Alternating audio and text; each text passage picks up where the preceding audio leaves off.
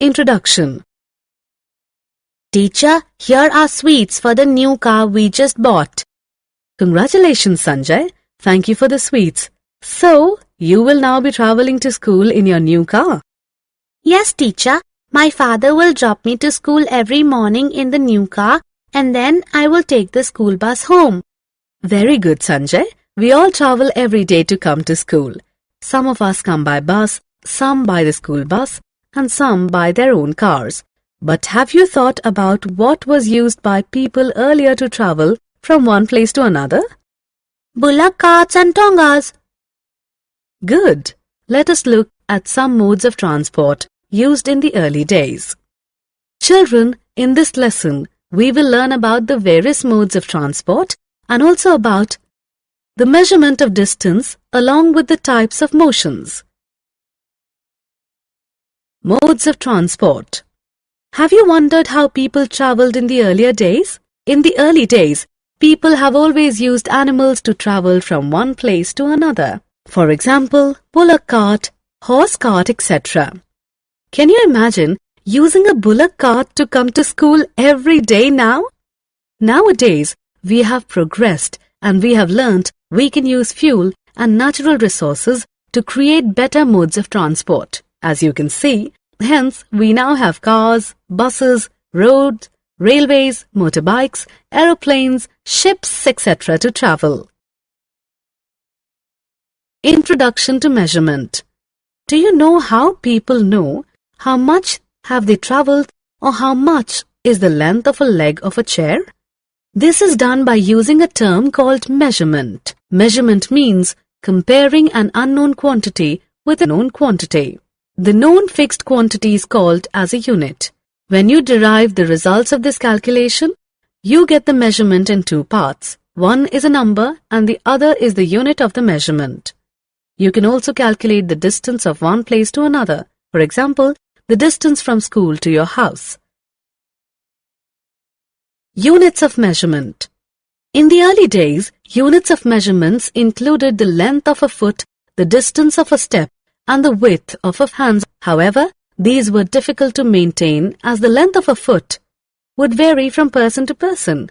To standardize the units, a metric system was put in place. This system is a standard unit of measurement, and the system of standard units of measurement used now is known as the International System of Units, or SI units. The SI unit of length is a meter. Each meter is divided into 100 equal divisions. These are called centimeters, or cm. Each centimeter has 10 equal divisions. These divisions are called millimeters, or mm. To measure distances, we use a term called kilometers, or km. Measuring length.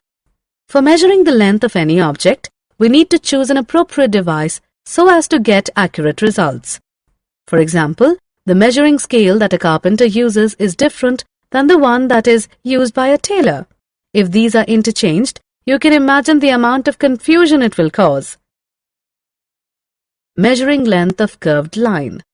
To measure a curved line, the standard measuring tape will not be enough. You will have to use a different mechanism to arrive at the correct length of the curved line. To measure, you will use a thread along the line of the curve. You will use the thread from one end of the curved line to the other end by stretching the thread along the line. After you're done, straighten the thread and measure its length. You will know the length of the curved line accurately. Moving objects. You will notice that there are objects that move when you apply force or are moving on their own. For example, you will see honey bees flying from one flower to another. So also, you will notice that the blades of a fan move when electricity is applied. This is known as motion. It is defined as a change in the position of an object with time. Types of motions.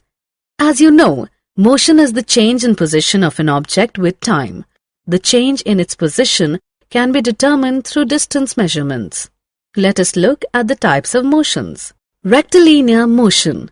It is the type of motion in which objects move along a straight line. For example, march. March past of soldiers in a parade. Circular motion. It is the motion of an object that keeps a constant distance from a point. For example, hands of a clock. Periodic motion. It is the type of motion in which the object repeats its motion after some time. For example, motion of a child on a swing.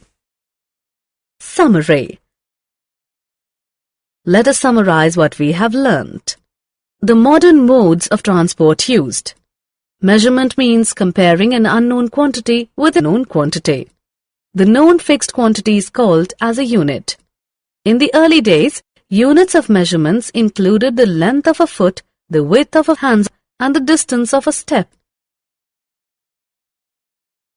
The system of standard units of measurement used now is known as the International System of Units, or SI units. For measuring the length of any object, we need to choose an appropriate device so as to get accurate results. Motion is defined as a change in the position of an object with time. There are three types of motions: rectilinear, periodic, and circular.